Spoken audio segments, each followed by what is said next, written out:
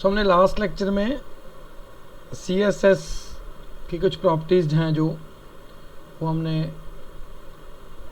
पढ़ी थी। हमने इम्प्लीमेंटेशन स्टाइल भी देखे, that there are 3 type of styles, internal, inline and external implementation. And हमने डिफरेंट जो है इसमें बॉक्स मॉडल भी पढ़ा। Then we can set the border, we can set the margin, we can set the padding, और पूरा content जो है ना कंटेनर बनाया डिव के साथ। आज हम एक एप्लीकेशन इसके साथ जो है इसकी स्टडी करेंगे, और उसके साथ फिर आप जो है नेविगेशन बार जो है किस तरह से बना सकते हो एक अच्छी सी, उसके बारे में आपको पता चल जाएगा। एक दो प्रॉपर्टीज़ और इसमें यूज़ होनी है, डिस्प्ले है, फ्लोट है, वो हम इसकी एप्लीकेशन देखने के बाद आपको और क्लियर हो जाएगा। सो नेविगेशन बार जो है, स्क्रीन शो हो रही है?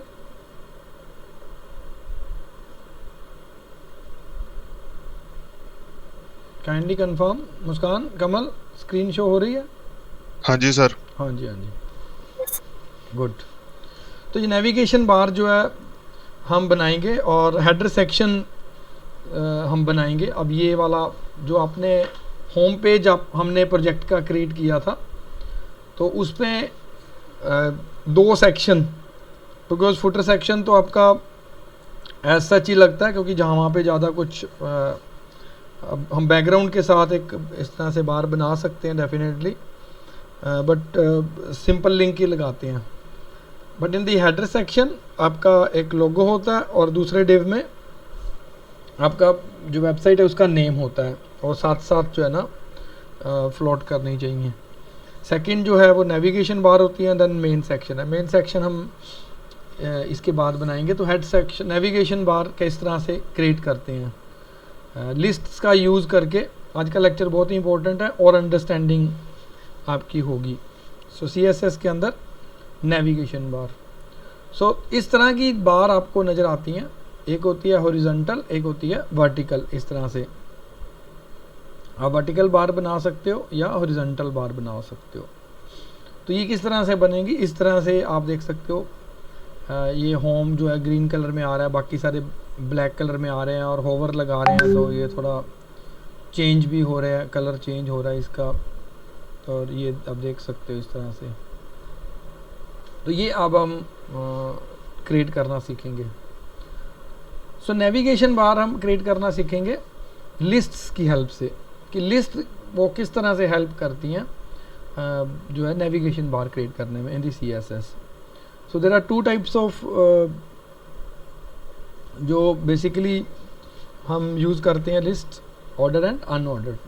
तो आप अनऑर्डर्ड लिस्ट का यूज़ करके इस तरह से हम एक पहले बार बनाते हैं।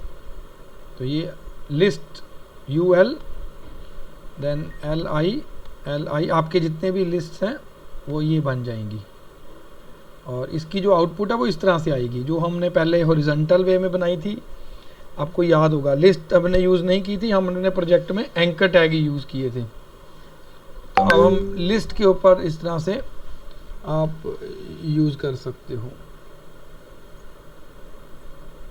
तो ये सिंपल है। अब हम चलते हैं, now let's remove the bullets and margin and padding. अब आपको पता है कि 3 चीज़ें होती हैं जो हम लगाते हैं इसमें। बॉर्डर तो हम नहीं लगाएंगे, लेकिन अगर अब लिस्ट के साथ हम यूज़ करते हैं तो मार्जिन हम 0 यूज़ कर लेते हैं, पैडिंग 0 यूज़ कर लेते हैं।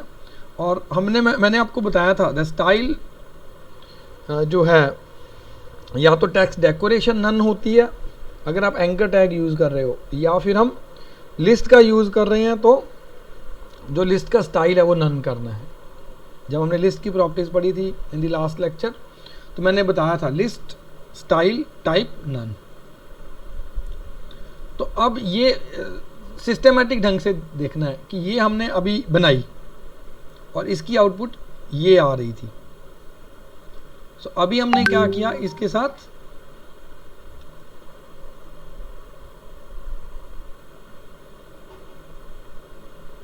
ये CSS लगा दी। तो चलो CSS लगा के अब किस तरह से लिस्ट बनने वाली है आप देख सकते हो। ये वाली लिस्ट आपकी बन जाएगी। तो बुलेट्स और मार्जिन और पैडिंग हमने रिमूव कर दी।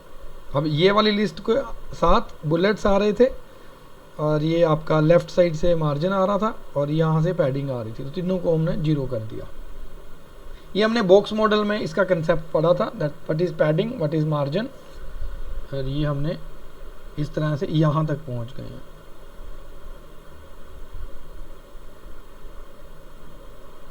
ठीक है जी। तो अब हम ये पॉइंट समझ में आ गया जी, क्लियर हो गया जी यहाँ तक।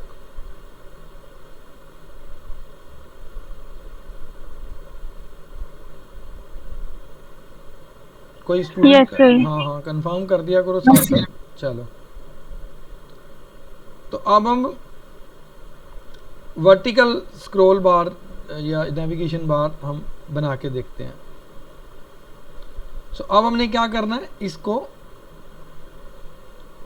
ये वाले कंटेंट को हम पहले यहाँ बनाया हमने और अब हम यहाँ से यहाँ पे पहुँच गए, लेकिन अब हमने इसको एक एक को क्या करना है, अच्छी तरह से डेकोरेट करना है।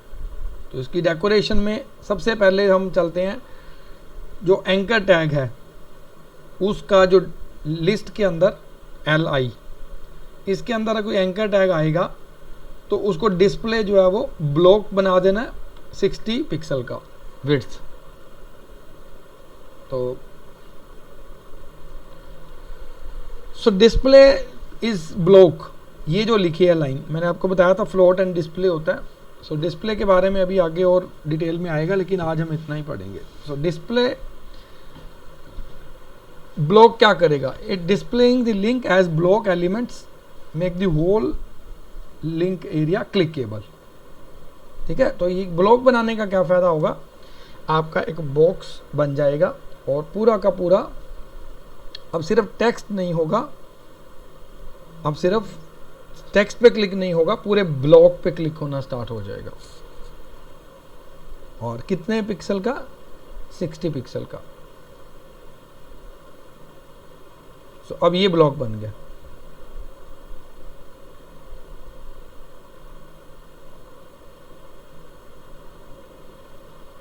ठीक है जी। तो अब हम चलते हैं आगे। ये सारे ब्लॉक आपके बन गए हैं। 1 2 3 4 यहाँ पे भी ब्लॉक, कंटेक्ट के आगे भी लेके जाऊंगा तो क्लिक होगा, तो ये ब्लॉक बन गया। अब अनऑर्डर्ड लिस्ट में अभी भी हमारा क्या आ रहा है, अंडरलाइन आ रहा है। तो अब हम क्या करते हैं, इसको UL को हम देते हैं प्रॉपर्टीज। तो UL, ये आप क्या करते हो, विड्थ 60 पिक्सल और मार्जिन पैडिंग 0 और LI के अंदर डिस्प्ले ब्लॉक कर सकते हैं। तो अब ये देखिए कहाँ तक पहुँचेंगे हम।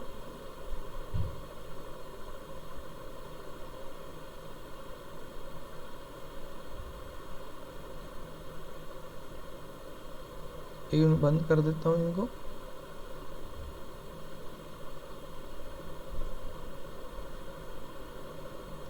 सेम चीज आएगी आपकी। अब आगे बढ़ते हैं।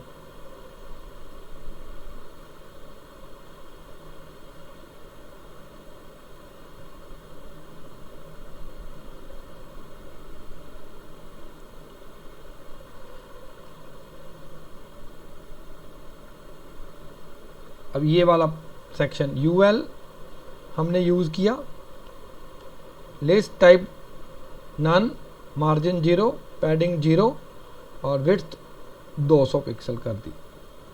तो ये देख सकते हैं अब 200 पिक्सल विड्थ हो गई है।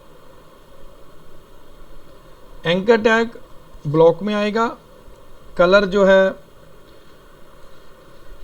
000, पैडिंग आपको पता ही है 8 पिक्सल ऊपर नीचे। हम अब ये ब्लॉक बना लेते हैं। ये देखो एंकर टैग की पैडिंग कर दिया और होवर के ऊपर ये लगा दिया बैकग्राउंड कलर 555 और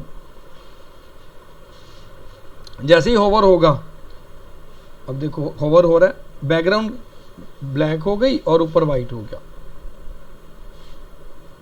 तो इस तरह से अब आपका इस तरह से नेविगेशन बार तैयार हो गई है। अब हम देख सकते हैं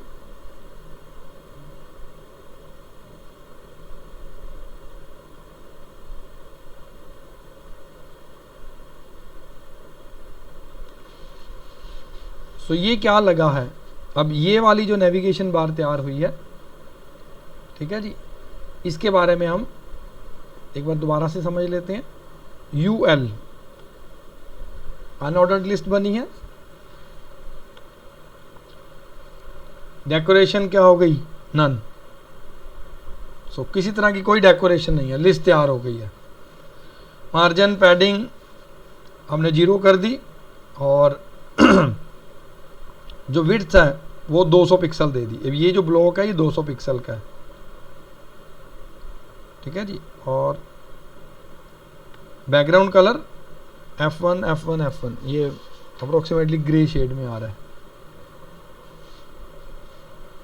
तो ये पूरा का पूरा आपका एक एक अनऑर्डर्ड लिस्ट इस तरह से बनेगी। अब एंकर टैग जब आएगा, एंकर टैग में जब डिस्प्ले किया तो इसका मतलब क्लिकेबल यहाँ पे भी होगा। ये display is equal to block लिखने का मतलब क्या है। अगर मैं ब्लॉक नहीं लिखूंगा तो फिर सिर्फ इसके कंटेंट पे क्या होगा, क्लिक होगा। ये बात समझ में वाली है कि हमने डिस्प्ले ब्लॉक क्यों लिखा है। हमने ये ब्लॉक तो बन जाते हैं, लेकिन अगर डिस्प्ले ब्लॉक नहीं करेंगे, इसको कंट्रोल X कर देता हूँ, ये देखो किस तरह से होगा। अब ब्लॉक बनाने से ये देखो सो ब्लॉक बन गया पूरा। और ब्लॉक बनाने से हुआ क्या,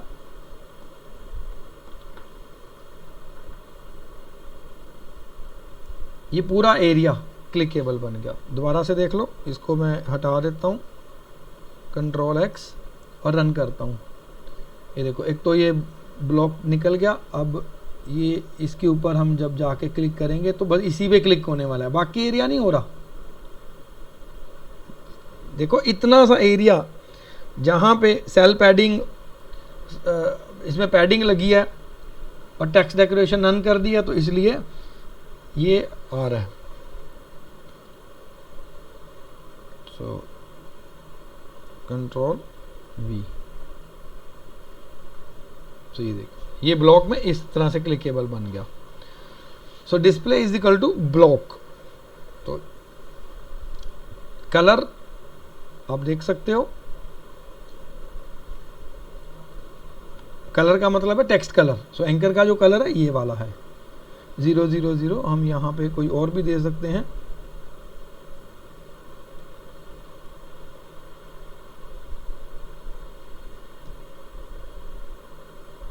ये देखिए ब्लू कलर में आ गया, ठीक है जी।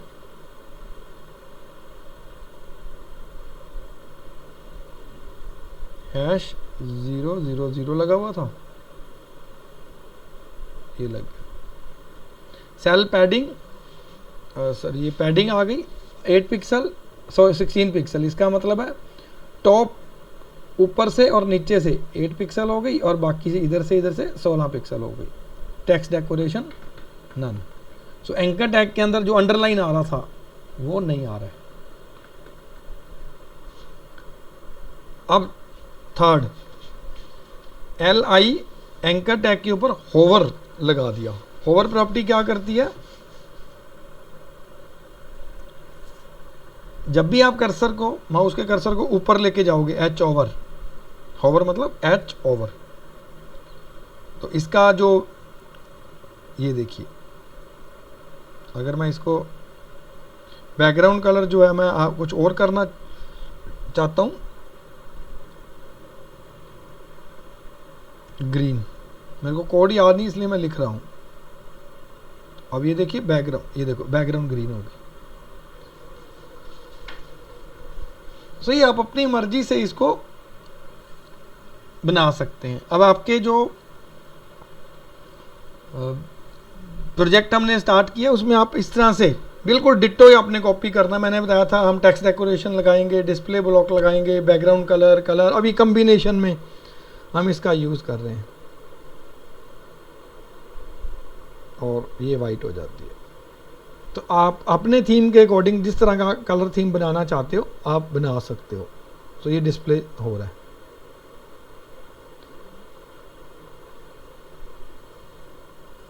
हाँ जी बेटा, क्लियर हो गया? हाँ जी सर। Yes sir. मुस्कान,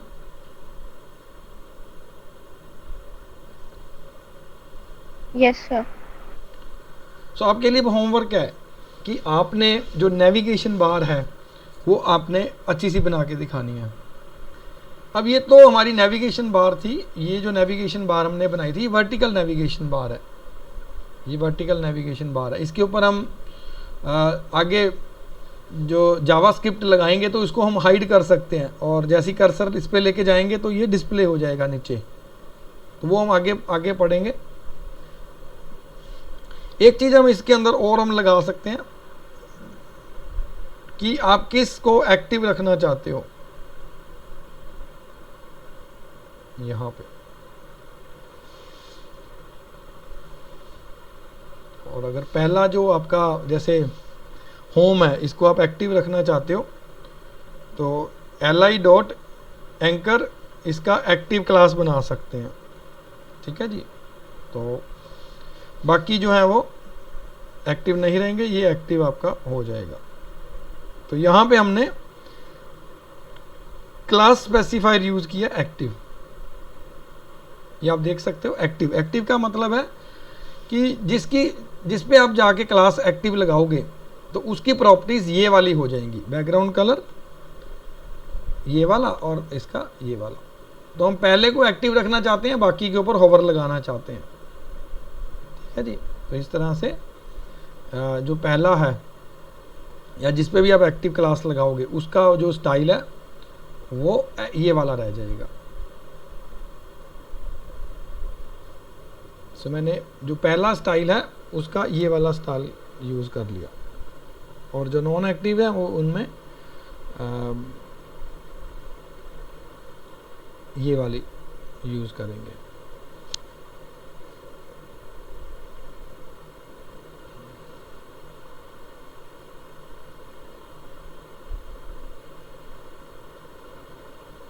सो अब यहाँ से जो स्टाइल है देख के आपने क्रिएट करना है। अब हम चलते हैं आगे हॉरिजॉन्टल नेविगेशन बार के ऊपर। हॉरिजॉन्टल नेविगेशन बार क्या होती है? जो इस तरह से आपका लिखा होता है। अब जो आइटम्स हैं इसके अंदर वो हमारी क्या आ जाती हैं, एक लाइन में आ जाती हैं। तो इसमें डिस्प्ले इनलाइन या फ्लोट लेफ्ट, इस तरह से दो प्रॉपर्टीज़ का यूज़ करके आप यूज़ कर सकते हो, यूजिंग इनलाइन और फ्लोटिंग। तो हम डिस्प्ले प्रॉपर्टी का यूज़ करेंगे अभी फ़िलहाल, और फ्लोट वाले में जब जाएंगे तो वहाँ पे आ जाएगा। सो डिस्प्ले इनलाइन। सो जो लिस्ट आइटम है उसमें हम क्या कर देंगे, डिस्प्ले ब्लॉक, डिस्प्ले इनलाइन, ये हमारा पैटर्न रहता है। या हम क्या कर सकते हैं, li float is equal to left. तो लेफ्ट पर फ्लोट प्रॉपर्टी क्या करेगा, सभी को आइटम्स को लेफ्ट पे फ्लोट करा देगा। नेक्स्ट जो br टैग टाइप लगा कि नेक्स्ट लाइन में चला जा रहा है वो आपका ये नहीं होने वाला है। तो हॉरिजॉन्टल नेविगेशन के लिए हमने क्या करना है, आपने बाकी सारा ही कुछ आपने सेम रखना है। यहाँ पे ul लिस्ट आइटम और float is equal to left, एक ये प्रॉपर्टी ऐड करनी है, float is equal to left. अब जब float is equal to left करेंगे तो सारे लेफ्ट लेफ्ट पे आते जाएंगे इस तरह से, ये देखो एक जगह पे आपके आते जाएंगे। बट मान लो आप कोई ज़्यादा लगा लेते हो, इसके बाद भी एक और लग जाता है और लग जाता है, तो वो उनका क्या होगा। अब देखो ना, ये नेविगेशन बार है, इसमें 1 HTML है, दूसरा बार CSS है, थर्ड जावास्क्रिप्ट है, फोर्थ SQL है, 5 पाइथन है, 6 7 8 9 10, अब 11 के बाद तो जगह ही नहीं बची। तो अब मान लो 12th या 13th लगा देते हो तो वो क्या करेगा। सो अगर आप 12th या 13th लगाते हो तो उस केस में अब वो ओवरफ्लो माना जाएगा। सो ओवरफ्लो का क्या करना है। सो ओवरफ्लो के लिए प्रॉपर्टी यहाँ पे हमने लगाई है, इसके बारे में हम जो है आज आपने देख लिया है, हम कल के लेक्चर में इसके बारे में बात करेंगे। ओवरफ्लो हिडन, हिडन का मतलब है अगर ओवरफ्लो हो जाता है तो वो आपका हाइड हो जाएगी बाकी। तो यहाँ पे अगर एडजस्ट हो जाएगा तो ठीक है, नहीं तो वो आपका हाइड हो जाएगा, बाकी आपका पूरा का पूरा सेम ही है। ठीक है जी। अलाइनमेंट हम कर सकते हैं किसी भी इसमें। So text align is equal to centre, text decoration none, और ये हम एक बार जो है वो देखते हैं, ये आप देख सकते हो।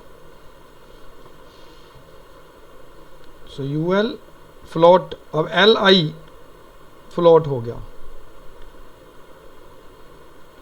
तो डिस्प्ले ब्लॉक है, लेकिन इसके अंदर जो लिस्ट आइटम्स हैं वो सारी क्या कर रही हैं, लेफ्ट साइड पे फ्लोट कर रही हैं। और अगर आप और ज़्यादा देते हो इसके अंदर आइटम्स तो ओवरफ्लो जो है ना वो हिडन लगा रखा है, जितनी डिस्प्ले हो सकती हैं वो डिस्प्ले होंगी, बाकी सारी हाइड हो जाएंगी।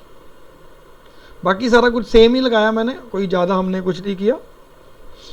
इसमें जो हमने वर्टिकल अभी बार बनाई थी उसके अंदर और इसके अंदर कोई डिफरेंस नहीं है। होवर में जाएगा तो आप देख सकते हो बैकग्राउंड कलर जो है आपकी 111 हो रही है, और लेकिन इनका कलर चेंज नहीं हो रहा। होवर पे एंकर का कलर नहीं चेंज हो रहा, तो आप कलर भी चेंज कर सकते हो। COLOR colour is equals to, मान लो मैं रेड लिखना चाहता हूँ, सो रेड लिख सकता हूँ, ये देखो।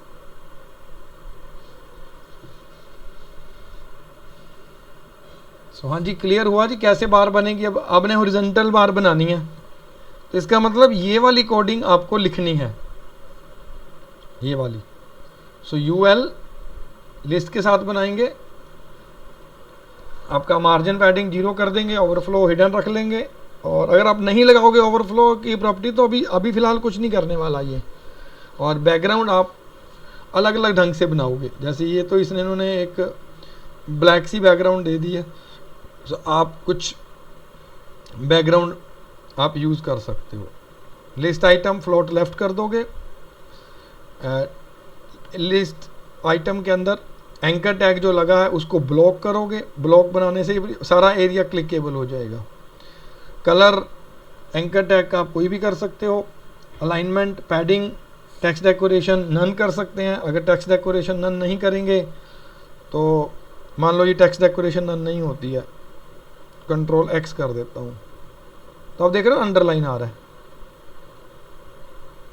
अंडरलाइन आ रहा है। सो ये आपका टेक्स्ट डेकोरेशन नन करने का क्या इफेक्ट है कि अभी अंडरलाइन नहीं आ रहा। फ़ॉन्ट का आप जो फ़ॉन्ट फैमिली है वो भी आप चेंज कर सकते हो। ठीक है जी, आप यहाँ पे, और अब होवर के ऊपर हमने लगा रखा है। सो ये कॉपी करना है आपने यहाँ से, और सीखना है, लिखना है कि कैसे आप बनाते हो एक एक एलिमेंट के ऊपर। इसका मतलब पहले UL के ऊपर बात करेंगे और उसके बाद फिर LI की बात करेंगे, फिर LI के अंदर एक एंकर टैग की बात करेंगे, और एंकर टैग के बाद इसके ऊपर होवर की बात करेंगे। तो 4 चीज़ें आपको you have to set for making this navigation bar. First is your unordered list, then LI, then anchor, and then hover. Or each after the 4 things, this will create a navigation bar for you. तो इसका advantage क्या रहता है कि अगर आप इस तरह से CSS यूज़ करते हो, मान लो यही नेविगेशन बार आपने HTML का यूज़ करके बनाई होती, हम एग्जांपल लेते हैं, ठीक है। तो अब आपको क्या करना पड़ता, मान लो तो आपको ये एक जो ये इस तरह का आ रहा है, ये आपको क्या करना पड़ता,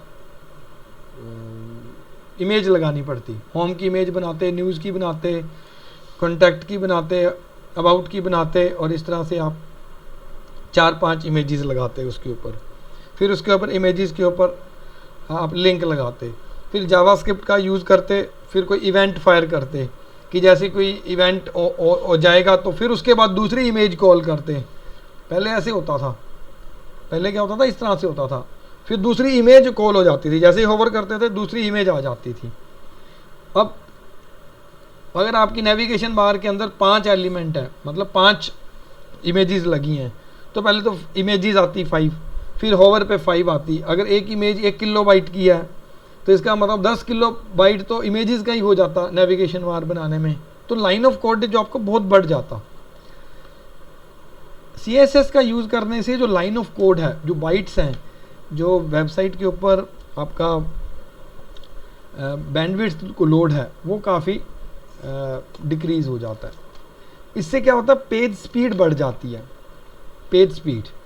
और अगर SEO की बात करेंगे, which is the search engine optimisation, तो वहाँ पे लोडिंग टाइम जो है, अगर 10 इमेजेस उठा के लानी है और एक इस तरह से CSS में सिर्फ लिस्ट आइटम ही दिखानी है, तो यहाँ का लाइन ऑफ कोड तो आप देख सकते हो, there is a few byte इसके अंदर हम यूज़ करने वाले हैं, और वहाँ पे आपका किलोबाइट्स में चला जाता है। तो it makes a lot of difference.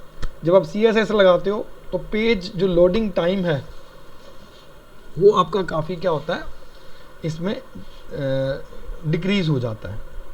तो CSS user interface UI UX जो प्रोग्रामर्स होते हैं उनको क्रिएट करने में हेल्प करता है। तो अभी CSS की हमने आज एक एप्लीकेशन देखी कि किस तरह से ये काम करता है।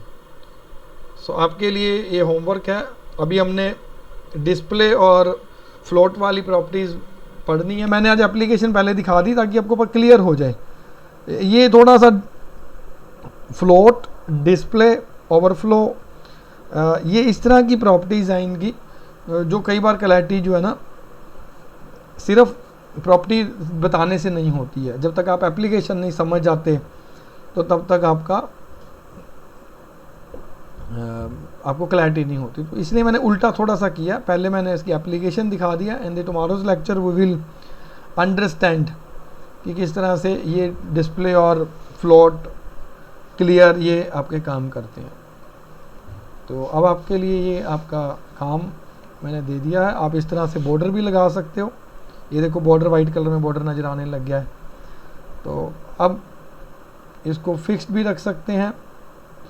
तो अलग अलग तरह से हम जो है ना इसकी पोजीशन स्टिकी लगा सकते हैं। बट अभी पहले आप बनाइए, फिर हम एडवांस की बात करेंगे इसके ऊपर।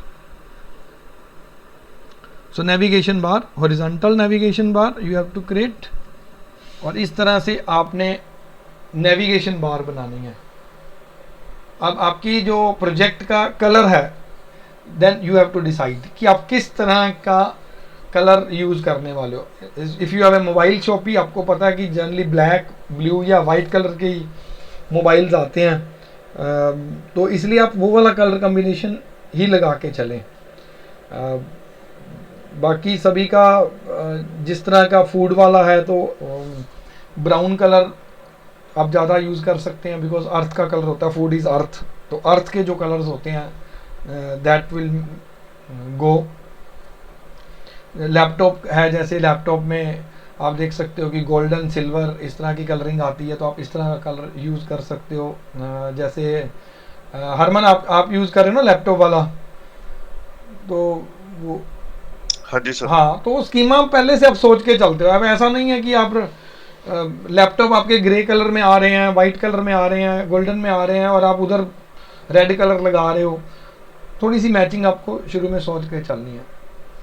तो इस तरह से जो बार बनानी है, जो पूरी थीम का कलर होगा, जो है ना, इट शुड सूट योर निश आल्सो। जो निश मतलब टॉपिक आपका जो है वेबसाइट का। सो आई होप कि today you have the clad understanding कि किस तरह से आपने ये नेविगेशन बार बनानी है। जसलीन, आप बीच में कनेक्शन शायद ब्रेक हो गया था, तो हमने ये नेविगेशन बार जो है ना ये कंप्लीट की थी। 4 कंपोनेंट्स हैं जो आपने लिख के, और मेरे को कल नेविगेशन बार कल ही आपने दिखानी है, ठीक है जी? आज ही आपका होमवर्क है। हाँ जी। कोई क्वेरी हो तो पूछ सकते हैं। हाँ जी, कोई अगर आपको अंडरस्टैंडिंग नहीं हुई है तो पूछ सकते हैं। बाकी और इसके ऊपर अभी हम चलेंगे इन द टुमारोज लेक्चर। चलिए ठीक है जी। अटेंडेंस आपकी हो गई है। Will see you tomorrow. Bye bye.